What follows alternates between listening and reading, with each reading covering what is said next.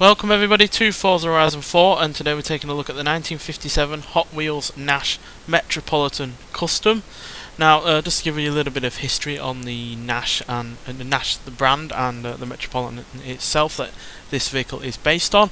Nash were a company that was formed in 1916, lasted all the way up until 1954, until it was eventually merged with Hudson to create AMC and make them a bit more competitive against the big three car manufacturers in the US, although production of Nash vehicles did continue through to 1957 until they were eventually renamed Hudson or AMC or whatever other name they would come up with to replace the Nash name itself. The Metropolitan itself was produced between 1953 and 1961, and even the way this was built has a fair bit of interesting backstory to it.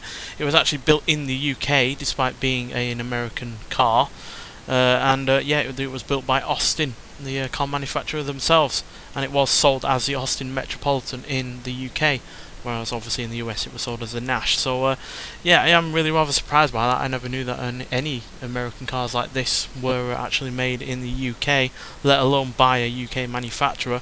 But yeah, this is radically different to the standard car.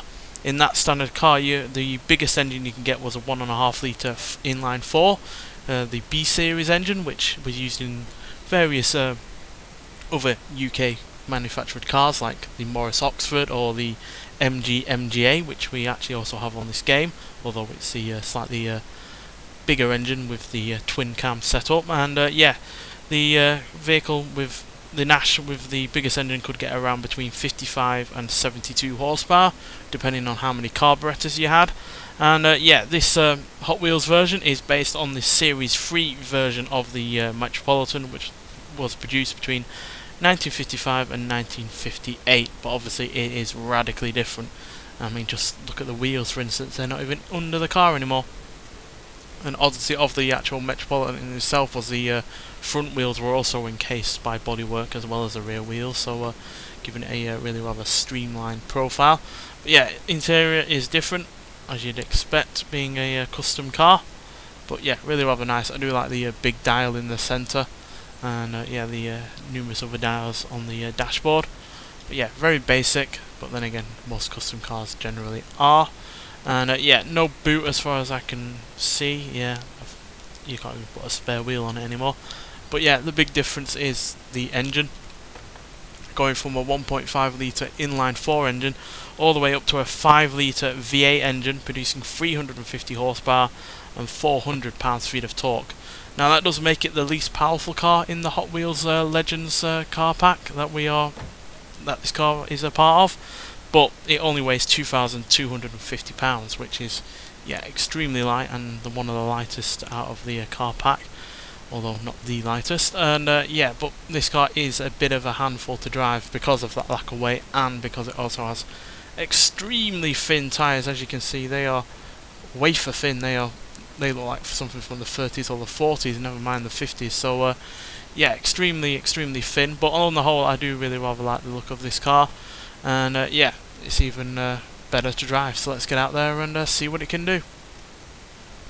And when I say better to drive, I mean obviously more fun, because it's not particularly easy to get a hang of, to be honest, because of those really skinny wheels and the lack of weight, and the fact it's got way more torque than it does horsepower as well. So it's quite a handful of a car to get used to, but it is really fun nonetheless to drive. But yeah, I'll let you listen to the engine first, and then we'll talk about it some more. You have arrived at your destination.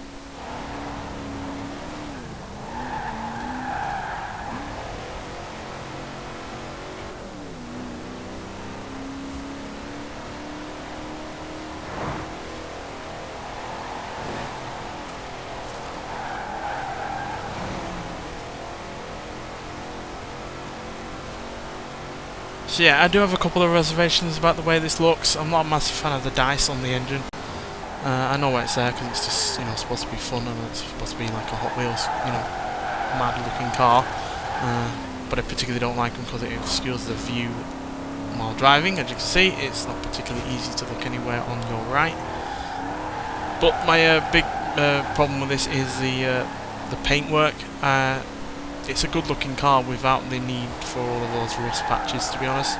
I think if you're going to go for a rusty looking vehicle like say the Julie that we've already reviewed from Ford, then go the whole way. Don't just put little patches of rust on a car that otherwise would look superb with its two-tone paint, which is actually a paint job that was stock with the Metropolitan. There's actually a picture on Wikipedia of the exact same kind of paint job as this, but obviously without the rust patches.